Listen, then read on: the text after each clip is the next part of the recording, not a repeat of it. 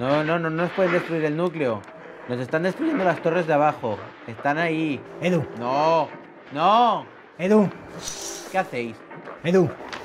¿Has subido otra vez la fibra? No te oigo, no te estoy oyendo. Hay lag. Desde que estás aquí hemos pasado de 10 megas a 300. Mientras haya lag necesitaré más. Más. Oye, ¿te has oído hablar de las comunicaciones a la velocidad de la luz? No, maldito lag. No, maldito lag.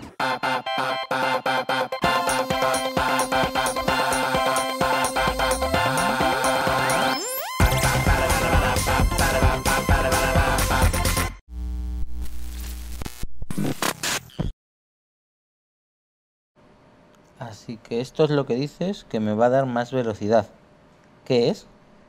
Es un circuito integrado fotónico. Es un equivalente de los circuitos electrónicos, pero en vez de utilizar electricidad, utiliza luz.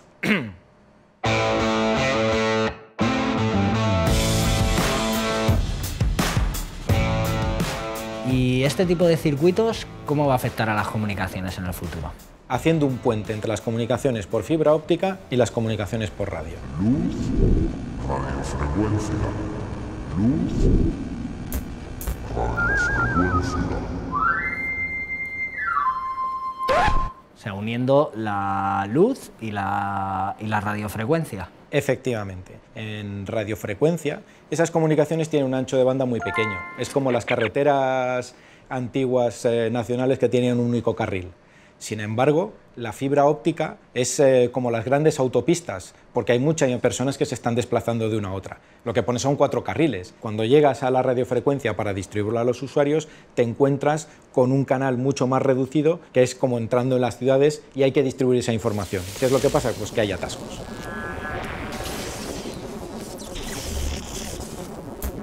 Entonces lo que vais a hacer es atajar ese cuello de botella y entonces poder llevar esos 4 carriles, digamos, al usuario final. Eso es. Estamos consiguiendo una convergencia de las comunicaciones ópticas por fibra con las comunicaciones por radiofrecuencia. Es decir, comunicaciones inalámbricas a la velocidad de la luz, velocidad 5G. Perdona. De acuerdo, sin problema. Entonces, con esa gran capacidad para transmitir datos que vais a conseguir, vamos a vivir en una sociedad hiperconectada. Eso puede suponer una revolución, por ejemplo, para los negocios online. Eso es. Y para otra serie de servicios con los que hoy solo puedes soñar. Como, por ejemplo, una atención médica personalizada en tiempo real. Efectivamente. Con ropa inteligente que mida tu ritmo cardíaco, la presión arterial y otros parámetros que pueda necesitar el médico para hacer el diagnóstico. Eso es el Internet de las cosas. ¿Cosas? ¿Qué cosas? Edu. Tranqui. Por ejemplo, tus zapatillas. ¿Para qué quiero internet en mis zapatillas? Para que mida el ritmo de tu pisada o para que te diga cuándo tienes que cambiarlas.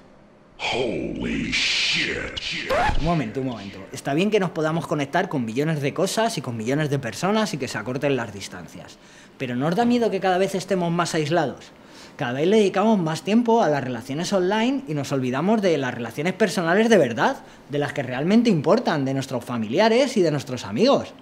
Yo no digo que renunciemos a la tecnología, pero habrá que buscar un equilibrio. Lo que no puede ser es que las relaciones online sustituyan a las relaciones personales. Las relaciones cara a cara son básicas para el ser humano, son necesarias. Ya. No pueden sustituirse por todas las relaciones que podamos tener a través de Internet.